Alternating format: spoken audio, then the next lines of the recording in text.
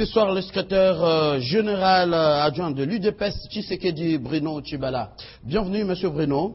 Merci. Norbert Yamba, vous êtes de la société civile. Merci d'avoir répondu à notre invitation. Bienvenue. Merci. Crispin Ngoï, député national, vous êtes de la majorité. Bienvenue. Merci. Et Michel Kitoko, politologue, vous êtes de la diaspora. Bienvenue. Merci. Alors, ce soir, c'est beaucoup de titres qui font la une, donc l'actualité en RDC, en Afrique et dans le monde. On a la francophonie, les sommets, les 14e, organisés ici en RDC à Kinshasa, l'après-sommet, et puis nous allons parler de cette rencontre Hollande-Tshisekedi, la situation dans l'Est de la RDC, les Rwandais au Conseil de sécurité de l'ONU comme membre non permanent pendant 2 ans. Alors, l'après-sommet SG de l'UDPS, vous avez été réjoui de la rencontre UDPS, de la rencontre plutôt Tshisekedi-Hollande et tout ce qui ils se sont dit? Je crois que le peuple congolais s'est réjoui de cette rencontre entre ces deux leaders, le président Étienne Tshisekedi et le président François Hollande. Exact. Ils ont parlé des valeurs pour lesquelles ils se battent depuis des années, mais aussi tous des socialistes. Tous des socialistes, mais aussi de l'avenir de relations entre le Congo et la France, dans la mesure où ce sont deux grands pays francophones, l'un au centre de l'Afrique, appelé à être la locomotive de ce continent, l'autre le duo avec l'Allemagne de l'Union européenne. Et je crois que Hollande est aux affaires, le président Tshisekedi, élu le 28, est encore empêché d'exercer. D'un moment à l'autre, il va recouvrir l'impérium et je crois que les choses vont se passer. Et c'est pas contradictoire quand lui-même il dit qu'il n'est pas allé demander l'impérium, le pouvoir à Hollande, que c'est un problème interne ici. C'est une vérité dans la mesure où on sait que pour les démocrates que nous sommes, c'est le peuple souverain qui confère la légitimité. Et c'est ce qui s'est passé le 28 avec le vote massif porté par les Congolais sur la personne de Tshisekedi. La rencontre avec le président Hollande, c'est une rencontre entre deux chefs d'État, des pays amis, pays francophones. Et donc quand il va le voir, c'est pour parler des valeurs et non pour réclamer la légitimité qui est conférée par le peuple souverain. Vous devez être respectueux quand même de la réalité, la logique, les institutions de l'État et ça, vous ne viendrez pas le dire ici sur le plateau, même si on vous autorise, nous sommes en direct. Monsieur Mathieu, je ne vous apprends rien. Nous nous sommes battus 30 ans pour qu'il y ait la démocratie dans ce pays. Nous ne sommes pas allés aux élections de 2006. En 2011, nous sommes allés et le président avait dit, une année auparavant, nous irons et nous gagnerons. C'est ce qui s'est fait. Vous avez boycotté en 2006. 2011, on vous a forcé. On nous a pas forcé. Vous vouliez boycotter la francophonie. On ne nous a pas forcé, je réponds, on ne nous a pas forcé. Lorsque les conditions semblaient être réunies pour nous, pour que nous puissions battre, nous sommes allés, nous avons battu le peuple congolais. On peut l'interroger dans toutes les 11 provinces du pays. Il sait qui il a élu massivement M. Étienne Tshisekedi Wambulumba. Et je ne vante rien lorsque je dis, c'est lui qui a été élu et en rencontrant Hollande, c'est pour échanger sur les valeurs et non pour obtenir la légitimité. Alors, Crispin Ngoï, vous êtes de la majorité, député national, votre réaction? C'est beaucoup plus simple, merci beaucoup. Vous savez que moi j'aime bien parler les choses clairement, d'une manière transparente.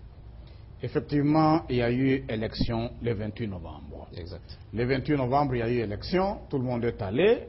Dans les urnes, personne n'était à mesure d'entrer dans les urnes pour savoir ce qui s'est passé. Et ce n'est qu'après qu'on a découvert les résultats des urnes. Exact. Moi, j'étais candidat sur la ville d'Mbujimai, où j'ai été élu. Effectivement, ce jour-là, on a constaté que sur les bouches des gens, c'était Tshisekedi qui circulait. Effectivement, les résultats de la CENI ont prouvé qu'effectivement, ce que les gens disaient était vrai. Puisque quand vous regardez le nombre de voix obtenues par Tshisekedi sur la ville de Mbujimai, il y en avait effectivement beaucoup. Mais cela ne suffisait pas pour l'étendue de la République. Mais quand on a fait le rassemblage sur toute l'étendue de la République, on a découvert qu'il y avait un écart de 3 millions de voix. Ce qui était beaucoup, 3 millions de voix. Exact. Ce qui fait que Joseph Kabila a eu à gagner. Et la CENI a publié ces résultats-là. Mais ce que nous déplorons, c'est quoi? Il y a un écart entre les adeptes de Tshisekedi et Tshisekedi lui-même. C'est-à-dire que sa façon de raisonner et la façon de raisonner de ses adeptes me semble ne pas être le même. C'est-à-dire que moi je vois M. Tshisekedi un homme intègre, un homme de droit, un homme correct. Pendant que je vous parle, avant qu'il ne puisse rencontrer François Hollande, ça circulait. Moi j'ai eu beaucoup de fils de la ville de Mbujimaï qui me disaient que non, Hollande est en train de venir pour venir installer Tshisekedi au pouvoir. Tout le monde s'attendait à cela. Mais Hollande a quel pouvoir pour venir installer un chef d'État dans un pays indépendant? Ça ne marchait pas. Alors, qu'est-ce qu'on constate? Tshisekedi est reçu par Hollande, il est sorti, il a lui-même déclaré. C'est là que je l'ai trouvé intéressant. Il a déclaré lui-même que l'histoire de l'impérium, c'est une histoire des Congolais entre eux. Ce n'est pas une histoire des étrangers. Ce qui n'est pas le cas avec ses adeptes. Ces adeptes, elles sont en train de raisonner d'une manière contraire à sa façon de raisonner. Et là, je vais vous dire ceci. Vous savez que depuis 1982 que l'UDPS a été créé, dans ce pays, pratiquement tout le monde avait opté pour l'UDPS. Certainement, puisqu'il fallait combattre la dictature. Et tout le monde a cru que la dictature venait de Mobutu. Or, la dictature ne venait pas de Mobutu. Mobutu n'était qu'un appliquant. Mobutu ne faisait qu'appliquer ce qu'on lui demandait d'appliquer. Et pourtant, vous savez qu'en 1960, les universitaires étaient à compter au bout des doigts, parmi lesquels Etienne Tshisekedi, qui est le premier docteur en droit. Et Mobutu s'est appuyé totalement sur lui, et il était la machine en pensée en ce temps-là. Et c'est lui qui était en train d'accompagner Mobutu dans tout ce qu'il faisait. Les textes qu'il a conçus, Mobutu n'a fait que les appliquer. Mais il a oublié que ces textes pouvaient aboutir à une dictature. Alors, quand il s'est retrouvé que la dictature était déjà installée, de par ces textes que lui-même avait créés, alors il a essayé de se récupérer en créant l'Union pour la démocratie et le progrès social, qui est le contraire de l'Union pour la dictature et la misère sociale, qui est là en train de se faire aujourd'hui. Mais aujourd'hui que la démocratie est installée, aujourd'hui que le progrès social est installé, puisque le progrès social est en train d'avancer, en réalité, l'UDPS n'a plus sa raison d'être, puisque le progrès social est en train de partir. La démocratie est en train de s'installer. Tout le monde parle, tout le monde travaille. Quelle est encore la raison d'être de l'UDPS? Je crois que M. Tshisekedi aujourd'hui devrait carrément fêter pour avoir fait son temps, avoir fait son travail. Ah, voilà. Et prendre tous ses adeptes, les amener au travail pour le progrès social. Monsieur Norbert, 14e sommet de la francophonie, l'après-sommet, rencontre Hollande-Tshisekedi avec d'autres couches de la société, satisfait des résolutions? Bon, je ne sais pas s'il y a eu résolution. Mais j'aurais souhaité sincèrement qu'on élève le débat. Exact. Et que ça puisse profiter à notre peuple. Il ne faut pas tellement falsifier l'histoire. Il ne faut pas non plus déclarer des balivernes. Il faut donc véritablement restituer ce qui s'est passé. Mais il me semble que cette histoire n'a pas de raison d'être ici. On est en train de faire les constats par rapport au 14e sommet qui a eu lieu. Et là, je n'ai pas encore eu la question sur le 14e sommet. Qui a eu lieu dans notre pays. Je regrette que l'honorable député est allé dans la direction d'identifier le vrai dictateur de la République, qui est M. Tshisekedi, d'après lui. Ce que même un petit enfant de 2 ans ne l'acceptera pas. Et il considérera ça dans le cadre de la médiocrité de la classe politique qui, visiblement, font des déclarations parfois qui deviennent finalement des marchandises pour gagner gain de cause. Je n'entre pas dans cela. Je pense que quelqu'un de l'UDPS pourra répondre, mais je pense que chaque pays a des patrimoines. Et on ne s'amuse pas avec des patrimoines. Ce qui visiblement ont marqué l'histoire. Ce qui visiblement doivent être des références. Ce qui doivent être des modèles. Et lorsque vous regardez le cheminement de notre pays, vous avez des hommes comme Lumumba, qui est une icône. On ne peut pas s'amuser avec. Vous avez des hommes comme Laurent Kabila. Vous avez des hommes comme Tshisekedi, qui, à travers le monde, lorsque vous discutez avec les gens, on peut vous dire que non, au Congo, il y a quand même des dérogations. On n'a pas une incompétence congénitale. Ce sont ces hommes-là. Ils deviennent véritablement des patrimoines nationaux.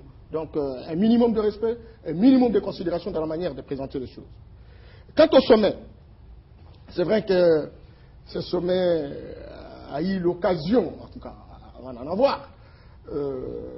Beaucoup de choses, mais je salue que, bon, ce sommet ait eu lieu. Je salue quand même que, bon, les autres pays africains ont eu à constater... L'opposition, la société civile, vous avez tout fait pour boycotter ce sommet. Pour vous, échec et réussite? Enfin, ça a eu lieu. Cher Mathieu, tu es d'une génération de défis. Lorsqu'on est dans une démocratie qui visiblement pose la problématique de l'implication des différents acteurs, chaque acteur doit avoir une opinion. C'est dans cette diversité d'opinions que nous avons la performance au niveau des décisions de la République. Et donc, il ne s'agit pas, sincèrement, pour une opinion qui a été donnée, que cette opinion soit considérée comme un échec ou une réussite. La réussite de la République est le résultat de la capacité de leadership à pouvoir organiser le pays, à pouvoir poser des actes qui vont dans le sens d'améliorer les conditions de vie de notre peuple. Personne ne me dira, je suis évaluateur de formation, qu'au terme du projet, parce que les gens qui ont prédit la tenue de ces sommets me diront qu'aujourd'hui, le Congo a changé. Non, le Congo n'a pas changé. Les défis restent les mêmes. La misère est là. Ce sont des grands défis pour lesquels notre pays doit s'organiser. Nous allons parler des questions pendantes, des questions qui, visiblement, aujourd'hui, se posent beaucoup de questions pour notre peuple. Aujourd'hui, ou la communauté internationale qui donne l'impression de nous soutenir, qui, visiblement, aujourd'hui, vous savez tout ce qui se passe, etc. Ce sont ces questions-là. Comment restaurer les centres de l'honneur? Comment restaurer la dignité? Et ça, il faut un leadership motivateur, un leadership inspirateur, un leadership visionnaire. Et une classe politique responsable. Pas une classe politique qui, visiblement, voudrait vivre dans une euphorie de jouissance, oubliant les intérêts de tout un peuple, allant dans la direction de pouvoir créer des animosités pour qu'en réalité on ne comprenne pas où est-ce que nous voulons, qu'est-ce que nous voulons faire et quelle est la perspective pour notre pays. Ça, je ne suis pas d'accord en tant que citoyen de la République. J'estime que la discussion n'est pas qui est dictateur, qui est démocrate. La discussion est de dire, oui, il y a eu sommet, mais écoutez, il y a eu des enjeux environnementaux et économiques. Nous tirons quoi par rapport à la question de la gouvernance environnementale? Nous tirons quoi par rapport à la question de la gouvernance économique? Qu'est-ce que nous pouvons faire aujourd'hui? Quelles sont nos potentialités? Quels sont nos défis? Qu'est-ce que nous faisons? Quel doit être le schéma opératoire? Ça, c'est la réflexion et ça, c'est l'élévation de la qualité du débat. Alors, Michel Kitoko, vous êtes de la diaspora, politologue. Comment évaluez-vous les sommets de la francophonie, l'après-sommet, la rencontre Hollande-Tshisekedi et tout ce qui s'est passé, les résolutions? Je suis très content d'être en face de mes compatriotes qui sont ici et qui essaient de tenter d'analyser les choses selon ce qu'ils appréhendent sur le terrain, selon ce qu'ils pensent que les choses se sont déroulées. Et là, encore une fois de plus, je me dis, François Hollande, il a raison. Il a raison dans quel sens? D'abord, je commence avec mon ami de l'UDPS, qui pense que M. Tshisekedi a rencontré François Hollande avant qu'on devienne le président président. Non. François Hollande, avant de venir en RDC, il a dit, je vais rencontrer l'opposant historique, M. Tshisekedi, et je vais rencontrer Joseph Kabila, président de la République. Ça, c'est un point déterminant. Et quand il est venu, il a fait exactement ce qu'il a dit depuis l'étranger, ce qu'il fera. Autre chose avec notre député ici, là où je vais clarifier un certain nombre de choses, c'est qu'en même temps, cette question-là des élections, en cacheté des irrégularités reconnues par le président de la République, reconnues par le président de la CED, reconnues par toutes les institutions qu'il y a eu irrégularités, personne n'est ni des irrégularités, mais en même temps, quand François Hollande dit qu'il faut faire une dose contre-outil pour que la démocratie puisse marcher, ils n'ont pas de leçons à recevoir. Alors je me dis, mais finalement, lui qui est venu bousculer un peu les habitudes de l'opposition, bousculer les habitudes un peu du pouvoir pour que les choses aillent vers l'avant. Et j'attends aussi mon collègue de la société civile qui veut impérativement que cette communauté internationale vienne nous aider. Mais la communauté internationale va nous aider en vertu de quoi? C'est en vertu des garanties que nous apportons face à des donnants-donnants, gagnants-gagnants. Les enfants de la communauté internationale ne viendront pas mourir pour l'intérêt du Congo pour rien. Il faut que le Congo garantisse des intérêts. Maintenant, le monde marche en fonction des intérêts. Quels sont les intérêts auxquels nos pays alliés, le Congo avait garanti à nos pays alliés qui veulent venir soutenir le Congo et mourir au nom de quoi? Au nom de quel genre d'économie? Pour que ces pays-là s'engagent à envoyer des troupes étrangères pour en découdre avec la situation de l'Est. Voilà un peu d'une manière générale la clarification que j'aimerais faire de façon que ce débat soit vraiment à la hauteur, que ça reflète la réalité de ce qui se passe ici en RDC. Ok. Michel Kitoko, Norbert, Monsieur Honorable Crispin, Monsieur Bruno, c'est à vous d'élever le débat. Plus vous prenez le temps en vous répondant, on va faire tous les débats seulement autour de nos émotions, nos sentiments. Alors, On aborde la deuxième question, la situation dans l'Est de la RDC, alors que toute la communauté internationale